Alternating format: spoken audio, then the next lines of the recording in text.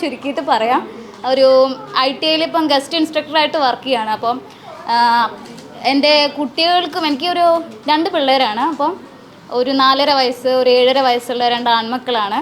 അപ്പോൾ കൂടെ കൊണ്ടുവരാൻ വേണ്ടിയിട്ട് മാമിനോടൊക്കെ പെർമിഷനൊക്കെ ചോദിച്ച് വെച്ചിരുന്നതാണ്. പക്ഷേ അവർക്ക് താല്പര്യമില്ല ഇവിടെ വന്നിട്ട് ഇങ്ങനെ ചുമ്മാ ഇരിക്കണം. അതായത് ഇങ്ങനത്തെ പ്രോഗ്രാമൊക്കെ ആകുമ്പോൾ അടങ്ങിയിരിക്കണമല്ലോ, അതുകൊണ്ട് അത് പറ്റില്ല, വേണ്ട, ഞങ്ങളിവിടെ കളിച്ചോളാം എന്ന് പറഞ്ഞിട്ട് കൂടെ വരാതിരുന്നതാണ്. അവരെ കൊണ്ടുവരണം.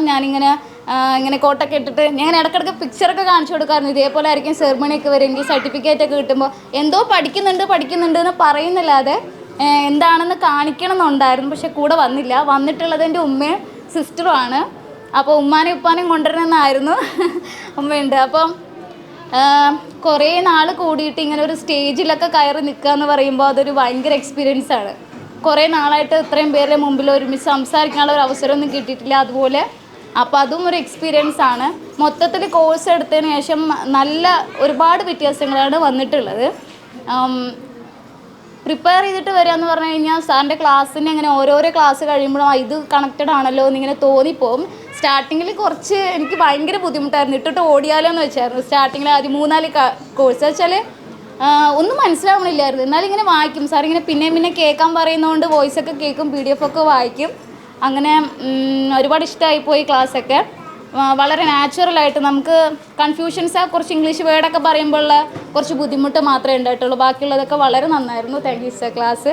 അതേപോലെ തന്നെ നിങ്ങളൊക്കെ പരിചയപ്പെടാൻ പറ്റിയതിൽ ഒരുപാട് സന്തോഷമുണ്ട്. കാരണം ഒരേപോലെ ചിന്തിക്കുന്ന കുറച്ച് പേരെയൊക്കെ കൂട്ടുകാരായിട്ട് കിട്ടുക എന്ന് പറഞ്ഞു കഴിഞ്ഞാൽ ഭയങ്കര സന്തോഷമുള്ള കാര്യമാണ്. അപ്പം എല്ലാവർക്കും, സാറിനാണെങ്കിലും ഷാജിദ മാമിനാണെങ്കിലും നമ്മളെല്ലാവരും ഇപ്പം കണ്ടുപിട്ടിയിട്ടുള്ള എല്ലാവർക്കാണെങ്കിലും ഈ കോഴ്സ് വെച്ചിട്ട് വളരെ ഉപകാരങ്ങൾ ഉണ്ടാവട്ടെ എന്ന് പഠിച്ചവരോട് പ്രാർത്ഥിക്കുകയാണ്.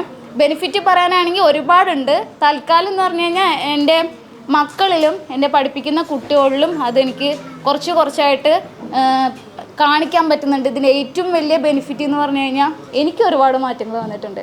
മറ്റുള്ളവർക്ക് വേണ്ടിയിട്ട് എന്നല്ല, മറ്റുള്ളവരെ ട്രെയിനിങ് ചെയ്യാം അങ്ങനെയൊന്നും വിചാരിച്ചിട്ടല്ല വന്നു തുടങ്ങിയത്. ഒരുപാട് ക്യാപ്ഷനൊക്കെ ഉണ്ടായിരുന്നു, അല്ലെ, നമുക്ക് മറ്റുള്ളവരെ കൗൺസിലിംഗ് ഒക്കെ ചെയ്യാം എന്നുള്ള രീതിയിൽ.